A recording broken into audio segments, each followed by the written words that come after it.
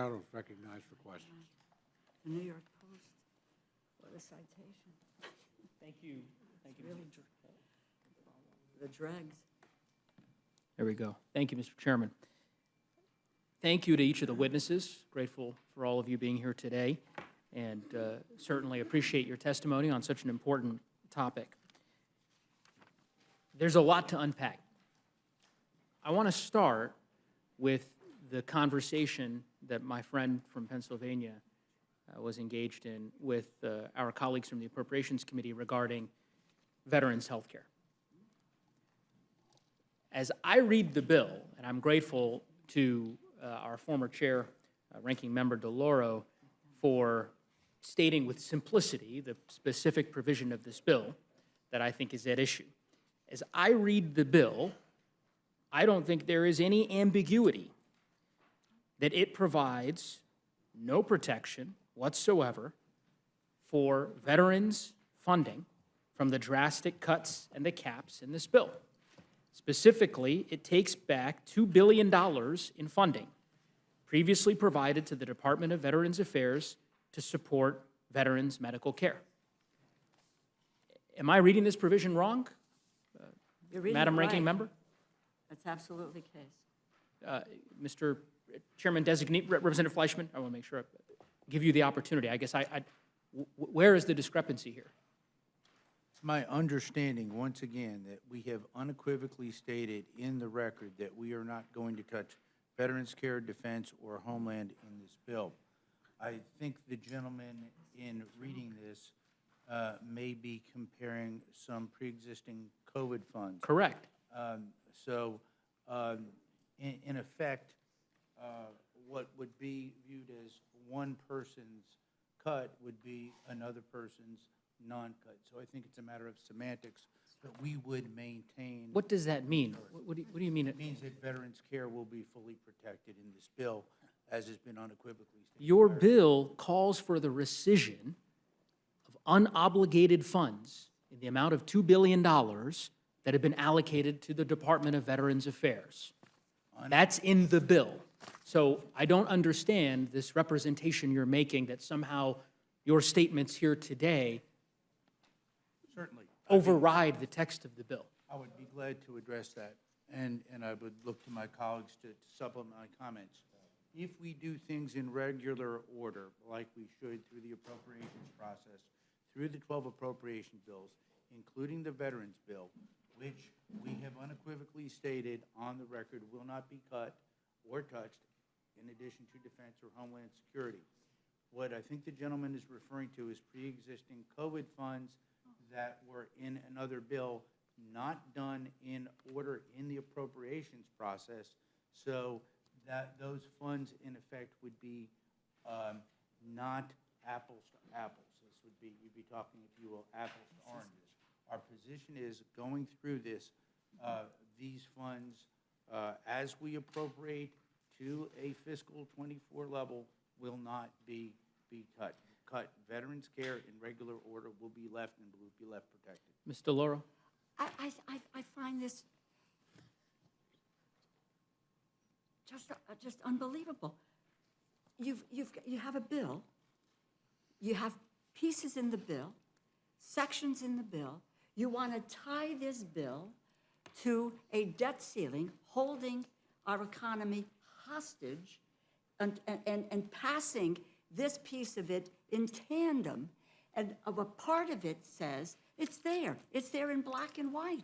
It says that you will rescind immediately, the word immediately is there, $2 billion for veterans' health care. You also have talking about, within your bill, going back to 2022 budget numbers. If you go back to 2022 budget numbers, we are looking at cutting veterans' health care by 22% or more if you decide you're holding defense harmless. And that includes, as I mentioned before, you've got there housing support for veterans, job training, people who suffer from homelessness, mental health issues that veterans have. All this is going to be cut. Then you have people talking about cutting, underfunding the VA's request of $20 billion for the PACT bill, which was a bipartisan piece of legislation. You know what is the sentiment? You can put lipstick on a pig, but it's, and call it Monique, but it is still a pig. This bill is very explicit as to what the cuts are going to be doing. Now, you can't speak out of both sides of your mouth when you're talking about these bills. Reconsider. That's all I'm suggesting is reconsider where you want to go. Don't tie this to the debt ceiling. Think about what you want to cut or not cut when it comes to the appropriations bills. You all have alighted the two, and you can't get away from that. Let me just say, I'll give you a moment, I'll give you in a minute. Because I empathize with the ranking member's frustration here. And here's why. I think we can have a debate, and of course the committee's been engaged in a debate, on underlying merits of the proposal that you put forward.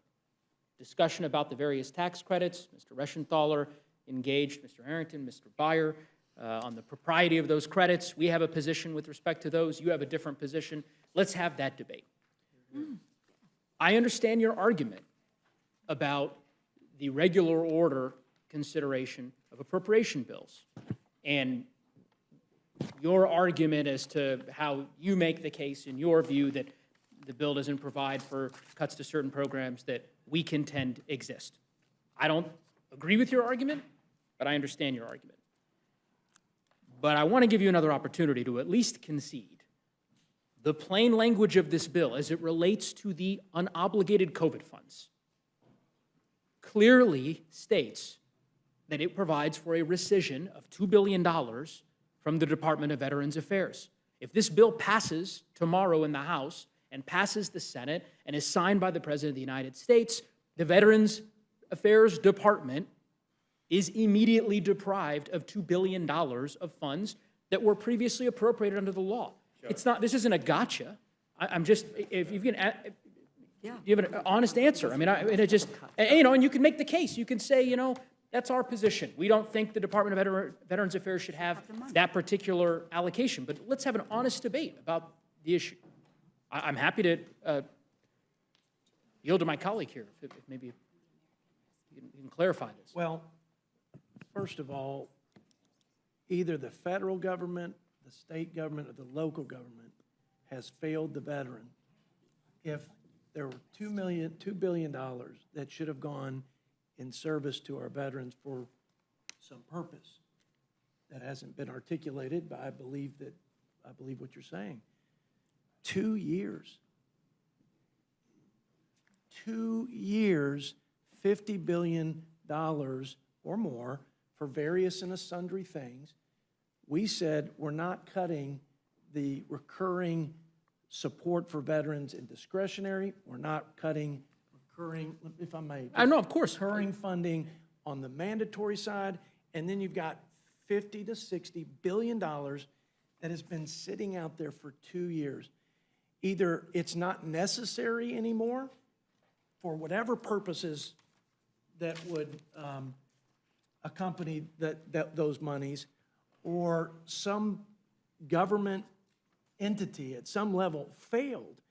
And so I think it's a great conversation, and I would say come to the negotiating table, because maybe we can make this a better set of provisions if we can negotiate. But I want to drill down on this, because again, you're making an argument about the propriety of the rationale for the decision you've made in the bill, and I understand your argument. But so you at least concede the bill does do what I'm saying, right? You're not denying it. Reason to believe that you're not telling the truth. I'm reading the bill. The bill you all wrote. I mean, again, I'm not. This isn't a gotcha question. I just want one person to concede that the bill says that unobligated COVID funds are being withdrawn. You all are. You're advertising it. It's one of the reasons that you're pursuing this bill. I don't understand why you're folks are denying it now. May I address the clarification? Sure. Well, I think there's just a little misunderstanding in language. The COVID funds, right? This is money were spent for COVID. It's PPE, masks, air filtration systems, whatever. The Veterans Administration, 4 months ago, maybe even 6 months ago, withdraw any of the obligations, any of the commitments that had to be said for these type of things. So basically, we're not spending the money that doesn't need to be spent because we're out of the pandemic. This money was allotted to the Veterans Administration for spending during the pandemic for COVID issues. And the fact now that the VA gets a budget, in fact, in Veterans Affairs, where I was a few months ago, the the director of the Veterans Affairs came forward and proposed his new budget.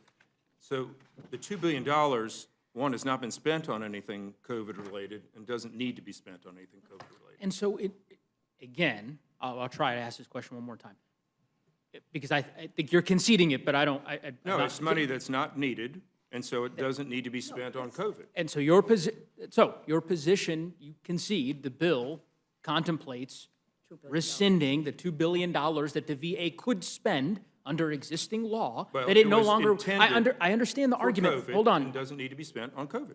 I understand the argument you're making. The point is, Mr. Fleischman, a few moments ago, earlier, when I posed this very same question, denied that this bill deprives the Department of Veterans Affairs of any money, including with respect to the unobligated COVID funds. Well, this is That's not all in I'm regular- getting Yes, at. sir, I So understand. that's what I'm saying. Absolutely. And at least, so now, let's talk about. This and is I'm gonna- extra money that was being Okay. sent to the VA So for the let's- purpose of COVID. I'm COVID's gonna, over, so we're taking it I'm back. gonna give my colleague, the ranking member, an opportunity here, because now that we have all agreed to the same set of facts, I think that can be stipulated for folks who are watching, that this bill would deprive the Department of Veterans Affairs of $2 billion that the United States Congress appropriated to it on a bipartisan basis. That's what this bill does. Ranking Member DeLauro, perhaps you can explain what that $2 billion would be spent on I will. if House Republicans were not working to deprive the agency of that funding. Ranking Member This is- Delora, just for the record, Mr. Chairman Smith has now returned, reclaimed his chair, and our colleague from North Carolina, Mr. Murphy, is no longer on the panel. Okay. Let me answer this question if I can here. This money is $2 billion. It is veterans' medical care. That would underfund the VA by $2 million for the remainder of the year. $1 billion because of the rescission. Now, let me just tell you that it is, clawing back this funding would curtail the improvements that the VA has made on whittling down the backlog of veterans' claims and appeals that grew out of the pandemic. That means that without the ability to use these funds, and the funds not being there, it's longer waits for claims and appeals. It continues to put veterans' health care in jeopardy. There is a reality there about this, and it is immediate, and it is for the remainder of the year, because it is totally about veterans' medical care. You can try to whitewash it in any way that you like. If I could just say one other thing, Mr. Congressman Neguse, in terms of, now that's one piece. That's in the COVID stuff. You want to deal with a 22% cut overall with the discretionary spending for veterans. What does that mean, okay? Cutting staff and longer wait times for benefits here would require reduction in force of 1,178 staff, limits the ability to fully fund annual pay increases for existing employees. It would delay improvements to the compensation and pension fund. The Board of Veterans Appeals would face up to a $57 million shortfall. That's about 25,000 fewer decisions, reduction of 300 staff in FY 2024. It set back the support for telehealth, which was so critical to veterans during the pandemic. $345 million shortfall there. You know, national cemeteries, $36 million. That's for the upkeep of the veterans' cemeteries, and it would cut back the funding, $565 million shortfall for deteriorating VA infrastructure. Now, if you want to, you want to try to finesse the $2 billion, but the 22, going back to 2022, and the over 22% cut deals with all this as well. How do you get out of that box in terms of trying to explain away what you are doing with regard to veterans' health care with this bill? Thank you very much. No, look, I agree with the ranking member. In full disclosure, I started with that with Title I, with Section 201, because I thought it would be an easier place for us to at least concede to a common set of facts, because I understand, again, I disagree with it, but I understand the argument that folks on your side of the aisle are making about irregular order consideration of the appropriation bills. I disagree with it. I think for all the reasons that the ranking member stated, it's very clear that if this bill were to ultimately become law, that veterans would face pronounced cuts. Pronounced cuts. But at a minimum, I thought that we could at least concede again to that, or rather not concede, agree to that same common set of facts with respect to the $2 billion withdrawal, the $2 billion rescission, because it's so clearly stated in the text of the law. And I think we now are at least in agreement that the Republican bill does what it says it does. It ultimately would rescind $2 billion from the Department of Veterans Affairs. And look, that's ultimately, your prerogative. That's the choice that you put forward to this Congress, to the People's House, and to America's representatives, right, is to either give in to the demands that you have set out, to say nothing of all of the draconian cuts that, we could spend all evening tonight talking about the 22% cut to Meals on Wheels, the cuts to American seniors, families that are struggling to make ends meet. The list goes on and on. Either we give in to those demands, or alternatively, we're told you will default on America's debt, and unemployment will double, stock market crashes, prices go up, costs go up for everyone on everything. And that is a Hobson's choice that I do not think the American people should be compelled to make. And it boggles my mind that my colleagues on the other side of the aisle have put us in this precarious position in the first place, particularly when so many of you voted to increase the debt ceiling without any conditions under the prior administration. Not all of you, and I know there are colleagues on the other side of the aisle who have voted against the debt ceiling in the past. So I'm not, I'm talking to the folks in the room who know, who were here when President Trump was in office and when this body voted to increase the debt ceiling without conditions. Let's talk about tax credits. So I appreciated the thoughtful debate between Mr. Beyer, Mr. Harrington regarding some of the tax credit provisions of this bill. I wonder, Mr. Beyer, you're very knowledgeable about these provisions. I'll ask for unanimous consent, a request to enter a Department of Energy letter into the record. It's a letter from the Department of Energy which states that the reductions of this magnitude, these are with respect to the tax credits that Mr. Reschenthaler was asking about, would have significant setbacks on U.S. competitiveness to adversarial nations like Russia and China, including by eliminating funding for over 5,000 scientists, students, and technical staff at our national laboratories and universities. Perhaps the chair might be willing to consider that unanimous consent. Without objection. I thank the chairman. Mr. Beyer, talk a bit to me about the biofuel credits, because I was surprised that this bill included a repeal of a variety of different credits as it relates to biofuels, some of which have existed in the law prior to the Inflation Reduction Act. And I can't for the life of me, I represent Colorado. We've got a thriving solar industry, thriving wind industry.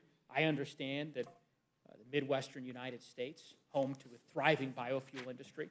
And it makes no sense to me how someone could argue who represents that part of the country that these provisions should be eliminated from the law. I just don't get that. But maybe you can expound on it for me. Congressman Neguse, thank you for the question. I actually doesn't make a lot of sense to me either. They don't actually grow any corn in Northern Virginia, so I'm not deeply invested in it. But I do know that very red states, Kansas and Nebraska and Iowa and others, grow an awful lot of corn and have fought very hard for the biofuel provisions. I know there's been a lot of debate in the environmental community about whether the biofuels are a net gain for the environment, and I don't have a scientific opinion on that. But I do think it seems to be one of the many arrows in our quiver to try to make our vehicle fleet ever more greenhouse gas resistant and also more independent. Moves us in the direction of energy independence. We don't have to import corn, although I think we actually do some from Brazil. But I think this is a credit that made sense at the time, and it's surprising that they would want to repeal it. Well, I'd be happy to yield any of my colleagues on the other side of the aisle for a colloquy. For those, I don't know if they grow a lot of corn in Pennsylvania, and I know our colleague from Minnesota isn't here, but maybe when she returns, because I just would love to get a better sense from the folks who come from that part of the country, how they could justify supporting a bill that repeals those provisions. It's obviously every member entitled to their own views and reaching their own conclusions as to the propriety of the provisions of this bill, but it just, to me, doesn't really comport with, I would think, our goals as a country and certainly the goals for those regions. Mr. Reschenthaler seems like he's tempted to weigh in, but I'll let, if he'd like. Right, we have a lot of abundant, clean natural gas in this country, too. We also have options for nuclear energy. We don't have to necessarily use our food source for our fuel source because we're so blessed with all the natural resources we have. Just the counter argument there, but I'll yield back. Thanks for the colloquy. The last thing I will say is, we'll return the call. I'd love to engage with, as I said, someone who comes from a region that's home to the industry that ultimately is going to benefit from, or rather will be greatly damaged by the virtue of repealing of these provisions. The last thing I guess I would say is this. It doesn't have to be this way. I don't think anybody in this room, I suppose maybe I could be wrong. Maybe there's some of you who ardently believe in the bill that you've put forward. Perhaps there are a few, but I'm not sure that's the case. I think that there are far more prudent ways to approach our nation's fiscal health than putting forward a bill that defaults on every promise we've made to America's seniors, to America's veterans, to America's families. It just doesn't make sense to me that this would be the approach that my colleagues on the other side would take, but I'm sure we'll continue to debate this through the night and expound. Well, sure, I'll go to Mr. Byer, and then I'll give you an opportunity, Mr. Harrington, to respond. Congressman Neguse, before you give up the floor, I just wanted, if it was appropriate, to make a few comments about Mr. Reschenthaler's thoughts on the IRS. Sure. I'll concede. Someone was in my ear, so I missed the first part of his statement. Okay, well, just with respect, first of all, thank you for all those numbers. I think I want to write a letter tonight at the IRS chief about how many agents actually carry. It'd be interesting to see the difference between those that are packing heat every day and the arsenal that you've described. The second question I have for him is why that arsenal? Because that doesn't make a lot of sense. Because the last thing any of us want are pistol-packing IRS agents beating down people's doors. Also, on the 87,000, we prefer to call them staff rather than agents because most of them, will not be knocking on the doors of businesses. And I thought there were 734 billionaires. Thank you for getting that number right one more. Rather, the 87,000 is intended to pick up for the 10-year retirements and the replacement of staff. As we know, I don't know what the exact number is today, but some whopping percentage of our federal workforce is within 10 years of retirement. And we have to plan for that, and that's what the money does. And you see in the enforcement that 45 billion, so a little more than half of it is for enforcement. And a huge part of it, 25 billion, is just for operations, to rebuild the systems that are running on COBOL, where the people that understand how to code in COBOL are rapidly dying in this country, and they're teaching it nowhere. That enforcement is our best attempt to look at the tax gap, which at the low end is 500 billion, at the high end is $1 trillion or more, that is not the 1099s and the W-2s that all of us do, where 99% pay their taxes on time, but all the unreported income, as taxes are due, without having to raise anybody's taxes, just collect the taxes that are already due in our democracy. And if you know a better way to get it, I don't know. Maybe we only need 25,000. Well, I agree with that. I I'm going to reclaim my time here, but agree with that, too. Yes, and I yield back. Thank you. Mr. Harrington, Well, I appreciate my colleague. one Republican at a time. You know. Look, I heard a lot of stakeholders in our great country who you said we have a promise to keep. But you didn't mention our children. You didn't mention our children. And quite frankly, it's not just you, I'm not picking on you. Nobody has mentioned our children. That is, look, $6 trillion has been added to the national debt in 2 years by this administration, and mainly my Democrat colleagues, although some of it was bipartisan. But the preponderance of the $6 trillion came from Democrat vast expansion of the government in some form or another, whether it was government-run healthcare subsidies, Obama subsidies, or it was climate-related. But, and listen, this isn't a uniquely Democrat problem, but over the last 2 years, we have never in the history of this country seen that amount of deficit spending ever. And on top of that, the president comes in with a budget, and he's going to spend 25% of our entire economy every year for 10 years, and we haven't spent that kind of money since we invaded Normandy. Now, here's what's wrong with this problem. Nobody's paying for this stuff. It's a deferred tax on our children, and they're not here to talk. They're not here to vote. Can't call on any of them. So we have to say, is it really that courageous to promise all these people all these things when we're really not going to be the ones? Maybe you and I will. Maybe we'll be stuck with some of the bill, but I don't know if you have children or not. I like you a lot. You know that. I have 3. They're going to inherit the whirlwind of our reckless and irresponsible budgeting and fiscal management. I'm okay with taking things to the American people and saying, do you want this climate package? Do you want these taxes? Do you want this government-run health care? Do you want these things? And we can go through the litany of them. But you got to put a price tag with it. And you either got to cut or you got to raise the revenue to do it. But we take the path of least resistance. And that's my biggest, what troubles me the most profoundly, is that, and it's not a uniquely Democrat problem, like I said, but we've seen a record accomplishment of deficit spending where there was no offset. There was no revenue. There was no cut. We just will wait and let our children take that on. I think that's, I've heard immorals mentioned. That's about as close to, that's weak. That is weak leadership, is what I would say. Let me say this, Mr. Harrington, because I consider you to be a friend.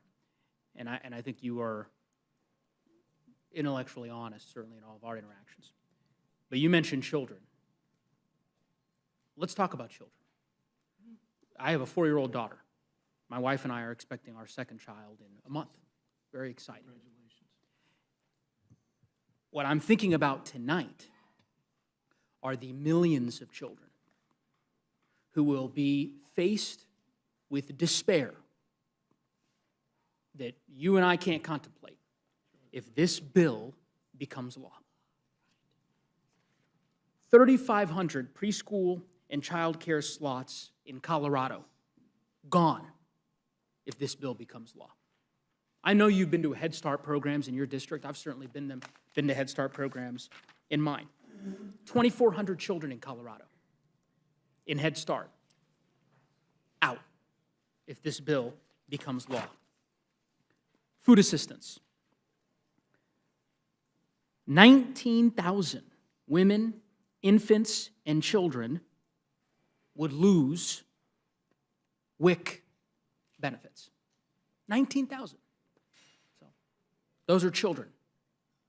Children in my state, children in Texas, children across the country who don't have enough to eat. These are kids, same age as my daughter, who go to bed hungry, who won't have the ability to access WIC benefits. Why? Because the Republican budget plan proposes cutting it. I just, I hear what you're saying about deficit spending. The president, I know you disagree with him, he's put forward a plan that would reduce the deficit over 10 years by $3 trillion. That doesn't result in the kind of harm to America's children that I just described. To me, that seems like a place that we ought to be able to find some common ground. So, May I respond to that? Just- I got to give Rosa, because then, I already owe Don't even her get in trouble with an her. opportunity, and then, she's my ranking member here, Ranking Member DeLauro, and then Thank you, back to thank you. you. And I appreciate what you've said, except that I don't hear, I've not heard the depth of feeling. And it may be that I can't remember a caller, you're here, but I was here when it was $2 trillion in a tax cut to the richest 0.1% of the people in this country, and the biggest corporations. And when we were talking about revenue, you talked about the millionaires or the billionaires. We have corporations today, because of the complexity, and they have all the lawyers in the world, they pay zero in taxes. We need to do that. We funded the Iraq War. No, there was no outcry about adding to the debt. It was okay. That is, let's talk about it for what it is. You can't only have this dark night of the soul about the deficit when it is a Democratic administration. Then further, with regard to children, I honestly, and I said this once to the Secretary of Education at the time, was Betsy DeVos, that the cuts that are being made to education would not harm my grandchildren, my kids, not anyone else is here, but as Mr. Neguse pointed out, the millions of kids out there that will suffer. We are talking about, it is 300,000 kids with Head Start or with child care. I read the numbers before. In Oklahoma, 3,300 children lose access to Head Start. 1,700 lose access to child care. We're looking at a kid, rental assistance. That doesn't sound like kids. But if you can't find a place to live and you have kids, it affects your kids deeply.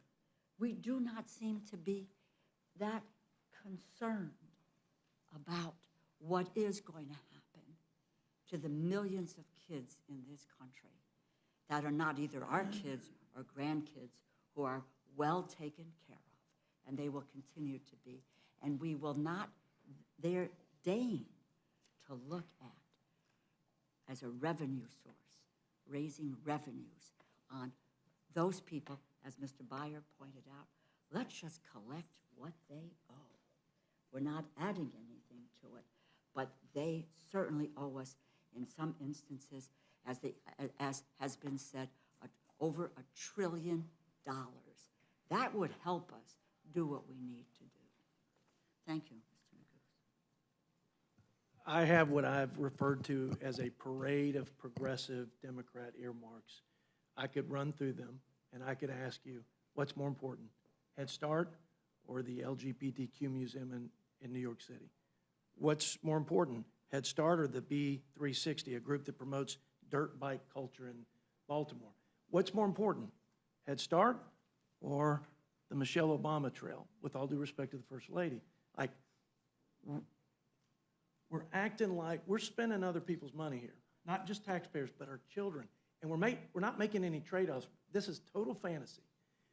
So what you can do is But you're not cutting the trail, you're cutting Head Start. I don't understand the no. argument. No. It's Head Start you're cutting in So- this so bill. here's the I don't que- see here's- anything about here's- the Michelle Obama Trail in this bill. But here's the well, What listen. about the blood and There's tissue of nothing about Head Alabama? Start in the bill either. It's It's saying, come to the negotiating table. We need to right-size the bureaucracy.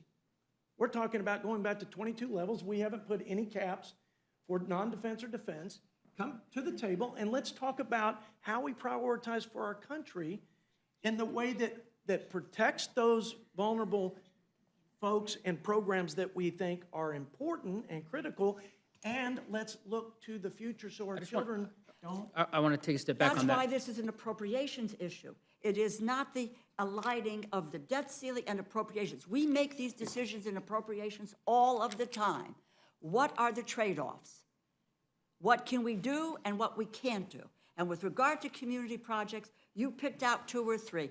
As the person who brought back community projects, I will just tell you, if you take a look at the community centers, at the Blood Institute in Alabama, if you look at the healthcare clinics, if you look at the Boys and Girls Clubs, et cetera, and what you would do with your 2022 numbers, you will cut back the community projects as well.